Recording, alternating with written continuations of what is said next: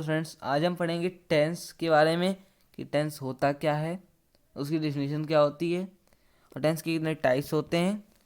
और आज का हमारा टॉपिक हमको जो कवर करना है वो प्रेजेंट इंडेफिनिट टेंस और प्रेजेंट कॉन्टिन्यूअस टेंस को आज हमको कवर करना है। आपने पिछले कल के अनाउंसमेंट में पढ़ ही लिया होगा। ओके, तो स्टार्ट करते हैं। टेंस का मतलब होता है हमारा काल, और काल का मतलब होता है हमारा समय। तो मतलब टेंस को समय भी कह सकते हैं। अब टेंस की डेफिनेशन देख लेते हैं। टेंस की डेफिनेशन होती है tense denotes the time of action. मतलब काल जो होता है वो क्रिया के समय को दर्शाता है। अगर आप कोई सेंटेंस ले लेते हैं, उसमें अगर आपको कोई टाइम दिखाता है कि वह खाना खा रहा है, तो किस समय पे खा रहा है, मतलब प्रेजेंट में खा रहा है। तो अगर कोई सेंटेंस आपको कोई टाइम दिखाता है, टाइम बताता है, तो वो होता है हमारा टेंस। ओके, टेंस के 3 टाइप्स होते हैं। एक होता है प्रेजेंट टेंस, एक होता है पास्ट टेंस और एक होता है फ्यूचर टेंस। ये 3 टाइप्स के टेंस होते हैं: present tense, past tense, future tense. अब प्रेजेंट टेंस, पास्ट टेंस और फ्यूचर टेंस को हम पहचानेंगे कैसे कि ये कौन से टेंस है। तो प्रेजेंट टेंस, पास्ट टेंस और फ्यूचर टेंस की सबसे बड़ी पहचान है, अगर आपको प्रेजेंट टेंस को पहचानना है तो उसमें लास्ट में वर्ड आएगा है। पास्ट को पहचानना है तो उसमें लास्ट वर्ड आएगा था। और फ्यूचर को पहचानना है तो सबसे लास्ट में उसका वर्ड आएगा गा। ये है सबसे बड़ी पहचान है प्रेजेंट, पास्ट और फ्यूचर टेंस की। ये present indefinite, present continuous, present perfect किसी की पहचान नहीं, केवल प्रेजेंट टेंस की पहचान है। ओके, और पास्ट टेंस और फ्यूचर टेंस की पहचान है। अब प्रेजेंट टेंस के कितने टाइप्स होते हैं? प्रेजेंट टेंस के होते हैं 4 टाइप्स। एक होता है इंडेफिनिट, एक होता है कंटिन्यूअस, एक होता है परफेक्ट और एक होता है परफेक्ट कंटिन्यूअस। ये होते हैं 4 टाइप्स। और यही 4 टाइप्स पास्ट टेंस में भी होते हैं और यही 4 टाइप्स फ्यूचर में भी होते हैं। इनमें कोई डिफरेंस नहीं होता। मतलब present indefinite tense, present continuous tense, present perfect tense, present perfect continuous tense. Okay, ऐसे ही past indefinite, past continuous tense, past perfect tense, past perfect continuous tense, future indefinite tense, future continuous tense, future perfect tense, future perfect continuous tense. ऐसे ही हमारे tense होते हैं। मतलब हमारे पूरे कुल मिला के 12 टेंसेज होते हैं। अब चलिए स्टार्ट करते हैं। हम लोग सबसे पहले चालू करते हैं प्रेजेंट इंडेफिनिट टेंस से। अब हम लोग देख लेते हैं प्रेजेंट इंडेफिनिट टेंस की पहचान क्या होती है, उसकी हेल्पिंग वर्ब क्या होती है और उसकी हेल्पिंग वर्ब को हम कहाँ कहाँ यूज़ करते हैं। तो प्रेजेंट इंडेफिनिट टेंस की पहचान होती है जिन वाक्यों के अंत में ता है, ती है, ते हैं, ताऊं आदि शब्द आते हैं उन्हें प्रेजेंट इंडेफिनिट टेंस कहते हैं। जैसे कि हमारा एक एग्जांपल मैं ले लेता हूँ, वह कानपुर जाता है, तो इसमें लास्ट में हमारा वर्ड आता है ता है। तो ये जो है हमारा ये प्रेजेंट इंडेफिनिट टेंस की एक पहचान हो जाएगी। ये हमारा प्रेजेंट इंडेफिनिट टेंस हो जाएगा। अब हेल्पिंग वर्ब इसकी होती है एस या ई एस और डू या डज। अब एस या ई एस को हम केवल अफर्मेटिव सेंटेंसेस में यूज़ कर सकते हैं और डू डज को हम अफर्मेटिव में यूज़ नहीं कर सकते। और एस या ई एस को हम नेगेटिव और इंट्रोगेटिव में भी यूज़ नहीं कर सकते। डू या डज को हम अफर्मेटिव में यूज़ नहीं कर सकते, डू या डज को नेगेटिव और इंट्रोगेटिव में ही यूज़ करते हैं। ओके, तो डू और डज का यूज़ कहाँ कहाँ करते हैं ये भी देख लेते हैं। डज का यूज़ होता है सिंगुलर सब्जेक्ट के साथ और डू का यूज़ होता है प्लूरल सब्जेक्ट के साथ। सिंगुलर मतलब जहाँ पर एक वचन हो, जैसे मतलब कोई एक ही व्यक्ति हो उसके बारे में अगर बात करी जा रही हो तो डज का यूज़ करा जाएगा। अगर कुछ लोगों की, बहुत से लोगों की, 2-3 लोगों की बात करी जा रही है तो उसमें डू का उपयोग करा जाएगा। ओके, अब प्रेजेंट इंडेफिनिट टेंस में 3 टाइप्स होते हैं। एक होता है अफर्मेटिव सेंटेंस, एक होता है निगेटिव सेंटेंस, एक होता है इंट्रोगेटिव सेंटेंस। अफर्मेटिव सेंटेंस का मतलब होता है साधारण वाक्य, निगेटिव सेंटेंस का मतलब होता है नकारात्मक वाक्य और इंट्रोगेटिव सेंटेंस का मतलब होता है प्रश्नवाचक वाक्य। अब ये तीनों को हमें बनाना पड़ता है। तो अफर्मेटिव ऐसे होते हैं जिनमें कोई नेगेटिव वर्ड्स नहीं आते, जैसे नहीं आता है इसमें, तो वो हो जाते हैं हमारे अफर्मेटिव। और प्रश्नवाचक वाक्य वो वाक्य होते हैं जिसमें क्या, क्यों, प्रश्नवाचक कोई भी वर्ड आ जाता है, तो वो होते हैं प्रश्नवाचक वाक्य। और ये होता है हमारा अफर्मेटिव वाक्य जिसमें कि नहीं भी नहीं हो और कोई प्रश्नवाचक वाक्य भी ना हो, उसे कहते हैं अफर्मेटिव सेंटेंस। अब एक एग्जाम्पल ले लेते हैं, समझने सबसे पहले रूल समझ लेते हैं इसका। रूल कैसे बनाते हैं सब इनको। रूल है सब्जेक्ट प्लस वर्ब की फर्स्ट फॉर्म में एस या ई एस। मतलब सबसे पहले सब्जेक्ट जिसकी बात हो रही है वो लिखेंगे, फिर बाद में वर्ब की फर्स्ट फॉर्म में एस या ई एस लगाएंगे, फिर ऑब्जेक्ट, फिर अदर वर्ड। तो इसका एग्जाम्पल है वह कानपुर जाता है, तो सबसे वह की बात हो रही तो ही हो जाएगा। फिर आने वर्ब की फर्स्ट फॉर्म में एस या ई एस, तो जाना एक वर्ब है। वर्ब मतलब होता है क्रिया, मतलब कोई भी कार्य। तो फिर वर्ब मतलब होता है क्रिया कार्य, तो मतलब उठना बैठना खाना पीना, जो भी कार्य होते हैं वो सब हमारे कार्य होते हैं। जो भी हम पूरे सुबह उठने से रात में बैठ तक सोने तक जो भी कार्य करते हैं वो सब हमारे एक क्रिया होती है। तो जाना भी एक क्रिया है, तो गो हो जाएगी। तो गो में अब एक व्यक्ति की बात हो रही तो ई एस लगेगा, तो ई एस लगा दिया। गो, गोज टू कानपुर, कानपुर जाता है तो ऑब्जेक्ट और वर्ड हो गया। ये हमारा हो जाता है एग्जाम्पल। एक और एग्जाम्पल लिखा देते हैं समझने के लिए। एग्जाम्पल है सिपाही, सिपाही चोर को पकड़ता है, सिपाही चोर को पकड़ता है। तो इसका हम बनाएंगे, क्या बनाएंगे इसका। तो हमारी बात हो रही किसके बारे में बात हो रही है, सिपाही के बारे में। और सिपाही को हम इंग्लिश में क्या कहते हैं, द आर्मी। तो सबसे यहाँ लिखेंगे द आर्मी, सब्जेक्ट आ जाएगा द आर्मी। अब पकड़ना एक क्रिया है, ओके। तो वर्ब की फर्स्ट फॉर्म लिख देंगे कैच, पकड़ने को हम कैच कहते हैं, तो पकड़ने को हमने कैच कर दिया। अब एक आर्मी है, केवल एक सिंगुलर है ना सब्जेक्ट, तो हम ईएस लगा देंगे, तो हो जाएगा हमारा कैचेस, सी कैचेस। अब चोर को पकड़ रही है तो हमारा द थीफ आ जाएगा, ऑब्जेक्ट फिर अदर वर्ड, द हो जाएगा ऑब्जेक्ट, अदर हो जाएगा हमारा थीफ। ये हो जाएगा हमारा आंसर, ठीक। अब आते हैं निगेटिव में, निगेटिव सेंटेंस में। निगेटिव सेंटेंस में हमारे रूल होता है, निगेटिव सेंटेंस मतलब आपको मैंने बताई दिया नकारात्मक वाक्य जिसमें नॉट आता हो, ठीक। तो रूल है इसका subject plus helping verb. Subject सबसे पहले मतलब जिसका मैंने बात करी जा रही, हेल्पिंग वर्ब मैंने आपको बताई दी है सबसे पहले, फिर नॉट, फिर वर्ब की फर्स्ट फॉर्म, फिर ऑब्जेक्ट है यहाँ पे ऑन लिख गया है, ऑब्जेक्ट फिर अदर वर्ड, ओके। तब एग्जाम्पल लेते हैं, हम घूमने नहीं जाते हैं, हम घूमने नहीं जाते हैं। तो सबसे पहले हमें सब्जेक्ट लिखना था, तो हम नहीं जाते हैं तो वी हो गया। अब वी में तो बहुत से लोग हो सकते हैं, ये तो कहा नहीं कि वह घूमने नहीं जाता है, हम घूमने नहीं जाते हैं, तो हम में तो बहुत से लोग आ सकते हैं। तो इसके साथ हम डू का यूज़ करेंगे प्लूरल में। हेल्पिंग मैंने आपको बताया था ना पहले कि डू का यूज़ हम प्लूरल सब्जेक्ट के साथ करते हैं और दस का प्रयोग सिंगुलर सब्जेक्ट के साथ करते हैं। तो यहाँ पे प्लूरल है तो डू का यूज़ करेंगे, नॉट लगा देंगे, फिर वर्ब की फर्स्ट फॉर्म है जातना, जाना तो एक वर्ब है तो गो लिख देंगे। और आने घूमने नहीं जाते हैं फॉर द टूर, ये हमारे जगह ऑब्जेक्ट और अदर वर्ड। एक और एग्जांपल लेते हैं समझने के लिए, मैं चावल नहीं खाता हूँ, मैं चावल नहीं खाता हूँ।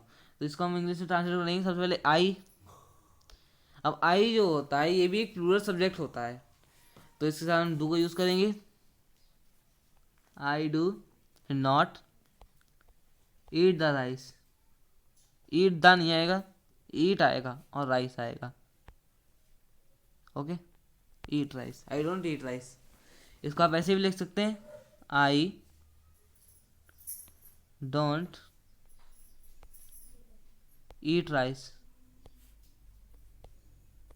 ईट राइस, ओके। अब आ जाते हैं इंट्रोगेटिव सेंटेंस में। इंट्रोगेटिव सेंटेंस मतलब प्रश्नवाचक वाक्य, आपको मैं बता चुका हूँ, एक और बता देता हूँ। इसको हम बनाने का रूल होता है, हेल्पिंग में सबसे पहले लेते हैं, फिर सब्जेक्ट, फिर नॉट, अगर नॉट हो तो नॉट लगाएंगे, नहीं हो तो नहीं, जरूरी नहीं हो, फिर वर्ब की फर्स्ट फॉर्म, फिर ऑब्जेक्ट, फिर अदर वर्ड, और सबसे लास्ट में क्वेश्चन मार्क लगाना बहुत ही इंपॉर्टेंट होता है। अगर हम क्वेश्चन मार्क पेपर में नहीं लगाएंगे तो हमारा पूरा, हमने अगर पूरा सही भी करा होगा तो ये हमारा कैंसिल हो जाएगा, रॉन्ग हो जाएगा फिर हमारा। तो एग्जाम्पल है हमारा, क्या वह पढ़ता है, तो क्या वह पढ़ता है, तो हम सबसे पहले इसमें वह की बात हो रही है, सिंगल सब्जेक्ट की बात हो रही, तो इसमें हेल्पिंग वर्ब आएगी हमारी डज।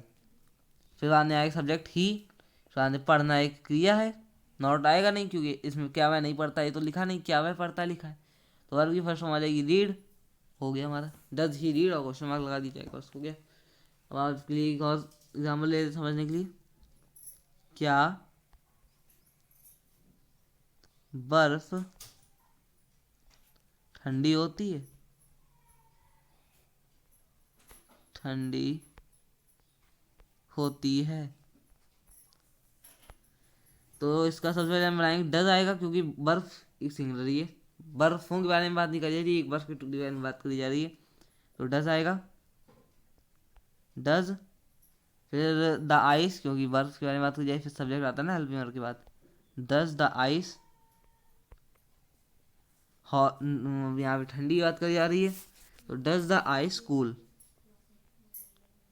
और यहाँ पे लास्ट में क्वेश्चन मार्क लगाना इंपॉर्टेंट है। ओके, ये हो जाएगा हमारा आंसर। आपको मैंने अफर्मेटिव, नेगेटिव, इंट्रोगेटिव पढ़ा दिया है। अब आ जाते हैं हम प्रेजेंट कॉन्टिन्यूअस में।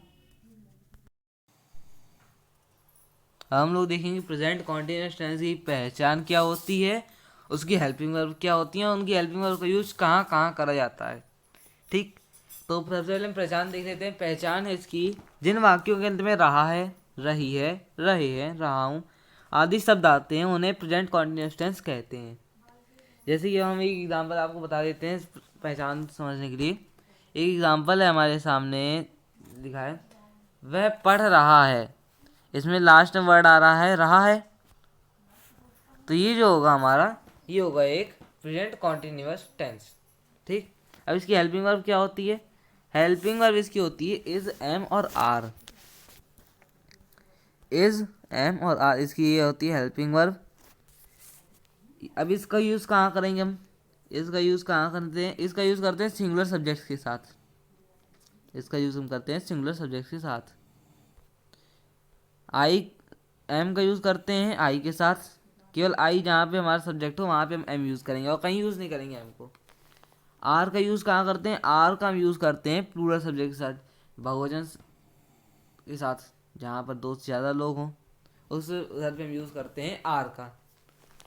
तो पता चल गया आपको कि हेल्पिंग वर्ब इज एम और आर का यूज़ कहाँ करते होंगे।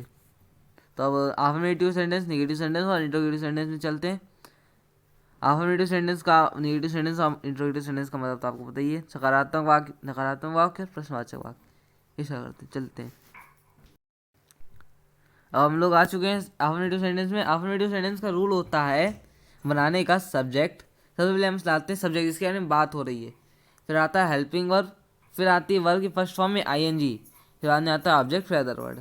अब एग्जांपल, वह अपना कार्य कर रहा है, तो सबसे पहले वह, उसके बारे में बात हो रही तो सबसे पहले ही आ जाएगा। अब सिंगुलर सब्जेक्ट है तब इज आएगा, इज आ गया।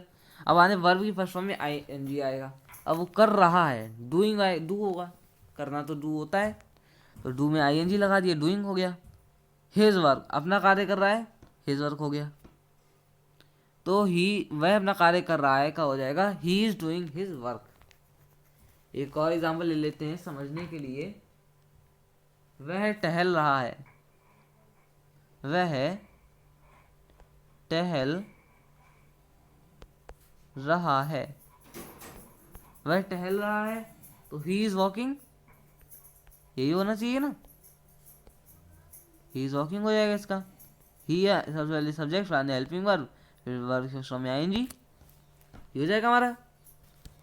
अब नेगेटिव में आ जाते हैं, अगर आपको समझ आ गया तो अच्छी बात है, नहीं आया तो आप कमेंट बॉक्स में बता दीजिएगा, तो मैं आपको फिर से एक नया वीडियो बना दूंगा इसके लिए। नेगेटिव सेंटेंस, नेगेटिव सेंटेंस बनाने का रूल है हमारा, सबसे पहले आता है सब्जेक्ट, फिर आता है हेल्पिंग वर्ब, फिर आती है नॉट, फिर आता है वर्ब की फर्स्ट फॉर्म में आईएनजी, फिर आता है ऑब्जेक्ट, फिर अदर वर्ड। ओके, अब इसका एग्जाम्पल क्या है, अब इसका एग्जाम्पल है, वह आगरा नहीं जा रहा है। अब सबसे पहले सब्जेक्ट आएगा, वह, ही आ गया, हेल्पिंग वर्ब सिंगुलर सब्जेक्ट है, इज आ जाएगा, नॉट आ जाएगा, वर्ब की फर्स्ट फॉर्म में आईएनजी, जाना गो होता है, आईएनजी लग जाएगा, वर्ब की फर्स्ट फॉर्म में आईएनजी हो गया। अब object other word, to Agra, Agra जा रहा है, आगरा नहीं जा रहा है तो टू आगरा हो गया। एक और एग्जाम्पल ले लेते हैं आपको समझाने के लिए, वह दौड़ नहीं रहा है, वह दौड़ नहीं रहा है। ओके, वह दौड़ नहीं रहा है, ही इज नॉट रनिंग। क्यों, यही होगा ना, ही सबसे पहले सब्जेक्ट, फिर एक अकेला व्यक्ति है तो फिर इज नॉट रनिंग, नॉट आ जाएगा वर्ब की फर्स्ट फॉर्म में आईएनजी। ठीक है, यही होगा ना। ओके, अब हम आ जाते हैं नेगेटिव के बाद इंट्रोगेटिव सेंटेंस में, प्रश्नवाचक वाक्य में। प्रश्नवाचक वाक्य में हम बनाने का रूल है हेल्पिंग वर्ब, फिर सब्जेक्ट, फिर नॉट, फिर वर्ब की फर्स्ट फॉर्म में आईएनजी, फिर ऑब्जेक्ट, फिर अदर वर्ड। तो इसका एग्जांपल है, क्या वह चित्र बना रहा है, is he making the drawing. Okay, ये हो जाएगा आंसर इसका। और एक और ले लेते हैं, क्या वह दिल्ली जा रहा है, आपको समझने के लिए ले लेते हैं एक और एग्जाम्पल। क्या वह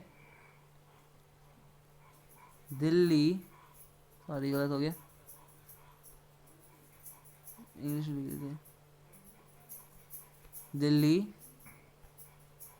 जा रहा है। क्या वह दिल्ली जा रहा है, तो अब इसको करेंगे, इज सबसे पहले आएगा क्योंकि वह जा रहा है। नहीं, आपको एक बार हम प्लूरल सब्जेक्ट भी दिखा देते हैं करके। प्लूरल सब्जेक्ट को हम कैसे करते हैं, सबसे पहले क्या वे दिल्ली जा रहे हैं। अभी हो गया हमारा प्लूरल, वे लोग जा रहे हैं ना, रहे भी हैं, रहा तो है नहीं, अभी हमारा हो गया प्लूरल। तो अब हेल्पिंग वर्ब इसकी क्या आ जाएगी, प्लूरल के साथ हम कौन सा हेल्पिंग वर्ब यूज़ करते हैं, आर को यूज़ करते हैं, तो आर। वे को इंग्लिश में क्या लिखते हैं, दे, आर दे। गो को हम गोइंग कर देंगे, वर्ब फर्स्ट फॉर्म में आएंगी, going to Delhi, are they going to Delhi. ये हो जाएगा हमारा आंसर। क्वेश्चन मार्क लगाना बहुत ज़्यादा कंपलसरी है, अगर आप पूरा सही आप लिखते हैं, अगर आप क्वेश्चन मार्क नहीं लगाते हैं तो आपका पूरा गलत हो जाएगा। ओके, आपने सही भी किया होगा तो वो भी गलत हो जाएगा। आशा करता हूँ आपको ये वीडियो अच्छा लगा होगा। अब हम लोग अगले वीडियो में प्रेजेंट परफेक्ट टेंस और प्रेजेंट परफेक्ट कॉन्टिन्यूअस टेंस को पढ़ेंगे। Thank you.